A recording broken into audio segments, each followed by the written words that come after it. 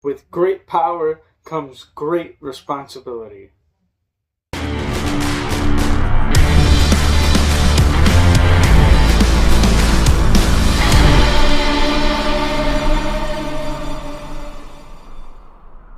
Spider-Man Brand New Day. That is the movie we are going to be reviewing today on this movie review video. Spider-Man Brand New Day. Wow, what a movie. Before I get into it, this is the ninth Spider-Man movie they've made overall.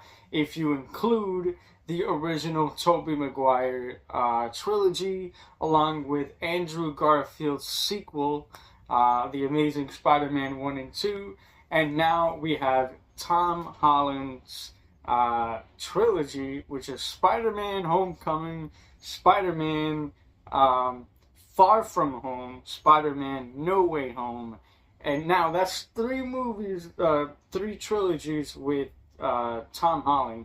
And then now you got the fourth Tom Holland movie, Spider-Man movie, which is the ninth movie overall, and that is Brand New Day. They can keep making Spider-Man movies. I will never get bored of them. I am a huge Spider-Man fan. And going into this movie, I definitely tried to separate my love for Spider-Man out of it so I can grade this movie review properly. And so, that being said, we are going to get into this movie review right now. First of all, let's talk about the acting. That is the first category, the acting. The acting in this movie was incredible. First of all, let's talk about the two actors that are the main spotlight in this movie, going into this movie, and that is, of course, Tom Holland and Zendaya, who Peter Parker and MJ, who played Peter Parker and MJ in this movie. Both of them were absolutely incredible. Tom Holland and Zendaya, they both have very emotional scenes in this movie. They have several emotional scenes in this movie, and they're both very good at creating those emotional moments. When they need to cry, when they need to, when the tears come out of their eyes, and all of that. The thing about crying in movies is that's one of the most difficult things, I think, as an actor, that you can do, is to create a believable moment of emotion where you actually are sad, or you're crying, right? It's one of the most challenging things I think you could ever do as an actor, and it really challenges you to do that. And Zendaya and Tom Holland really do an incredible job in the acting, making those emotional moments come to life like that on screen. So their acting abilities were incredible. Now let's talk about Sadie's character. I cannot, for spoiler-free purposes, I cannot give away her character. I cannot tell you what role she plays in this movie. Because if I tell you the role that she plays in this movie, then it's going to be a very big spoiler for you, and I do not want to spoil that for you. The reveal of her character in this movie was one of the best moments in the Spider-Man storyline, in the storyline of this movie. But let's talk about her acting abilities, because she was absolutely incredible in this movie. She has these moments where she brings out all of her emotion, as well as using her powers. She does have powers in this movie. That's the only thing I can tell you. But I will not tell you what her character is in this movie. I will tell you that when she uses her powers, she does a really good job at bringing that character out into, uh, bringing that character out. Uh, she does a really incredible job. So the acting in this movie is going to receive a star from me. The next category we were talking about here is the plot. The plot is really, really good. I'll tell you, I'll just give you the basic idea of what the movie is about. But keep in mind that there is more to this story than just the idea of the story. So, the idea of the movie is that the movie takes place after the events of Spider-Man No Way Home. It takes place after Peter Parker's decision at the end of Spider-Man No Way Home. And it is basically, the movie revolves around Peter reprising his role as Spider-Man, of course, but dealing with the consequences of his actions. So that is basically the story there. Now, of course, there is the villain, and then there's other characters in this movie as well that are included in the storyline. And all I can tell you is that the story is really, really good in this movie. I can't exactly tell you why that is, because then I will spoil the movie for you, and I don't want to do that. But I can tell you that the story is really good, so the plot earns a star as well. The third category we were talking about here is the cinematography. The cinematography in this movie, of course, this is a Spider-Man movie.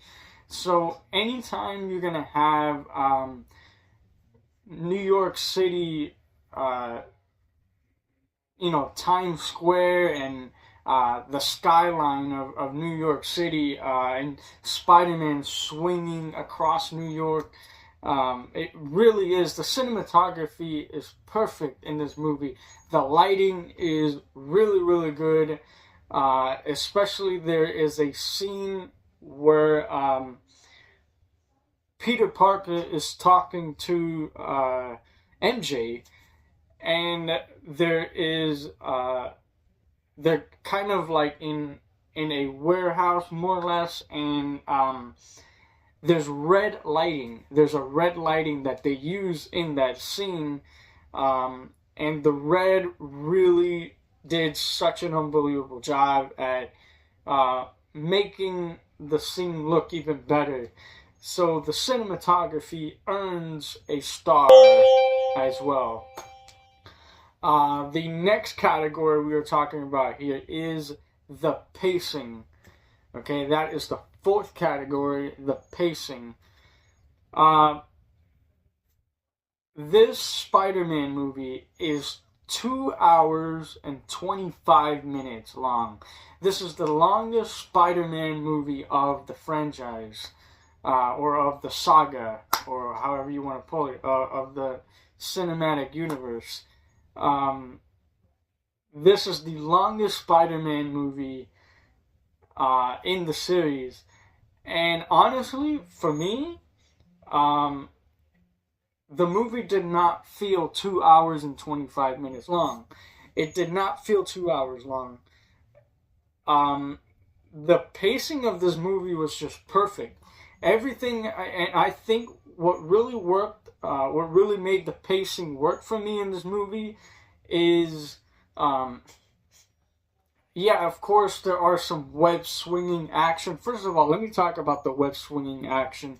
There are so many action scenes involving webs, and it's just they really did this Spider-Man movie justice, because when you go and watch a Spider-Man movie, of course you're gonna want to see a lot of web swinging action scenes, and there's a lot of web action in this movie. So thank you so much for the writers for doing that. So I think what really made the pacing work is not only the action sequences, but the acting as well. Is everything kind of put together is what really made the pacing work for me in this movie, as well as like I said, the performances of all of the actors involved. Um, what else made the pacing work here? Um, yes, the storyline. The storyline really made the pacing work. This movie has a lot of heart. The story in this movie has a lot of heart in it. And like most Spider-Man movies, or pretty much all the Spider-Man movies have, they all have heart. So the pacing for me in this movie is absolutely perfect. It absolutely works. And because the pacing works so well, I am going to give the pacing a star as well. Last but not least, let's talk about the music in this Spider-Man movie. Now, the way that I judge the music, I've said this before and I'll say it again. I'm not judging the music based on my personal preference in music, because that would not be fair. I'm judging the music based on one simple question.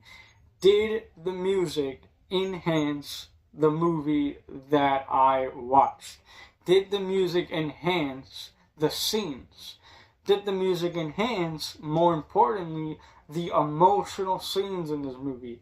And the answer to that question is yes, absolutely. The music absolutely enhanced the emotional scenes in this movie. I did see this movie in 3D, and I had to take my glasses off a few times to wipe away my tears, because there were some emotional moments in this movie, and the music really enhanced that as well. As well as the action scenes in this movie, the tense action scenes in this movie. So the music is going to earn its final star from me right there, ladies and gentlemen. Spider-Man Brand New Day earns a total of 5 out of 5 stars. So, Spider-Man Brand New Day. Is it A, worth seeing in theaters, B, rented on streaming services, or C, don't waste your time? The answer is A, worth seeing in theaters. Ladies and gentlemen, Spider-Man Brand New Day is a movie worth seeing in theaters. That being said, I'm David Starks. Thank you for tuning in, and I'll see you guys next time for another movie review. Take care.